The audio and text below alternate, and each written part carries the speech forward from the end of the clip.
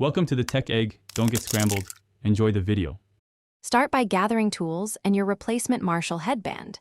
Use a PH00 screwdriver, a small flat tool, and needle nose pliers. Have the replacement headband ready and unpacked next to you. Work on a clean surface with a soft cloth to protect the ear cups and lacquer finish. Keep small containers for screws and any foam pads you remove. Charge your patience and plan 30 to 40 minutes for the complete replacement procedure. Begin by removing the ear cup pads gently to expose the headband mounts.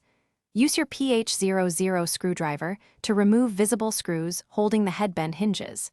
Use a small flat tool to pry any trim pieces slowly and without force. Carefully disconnect any fabric or cable routed through the headband area.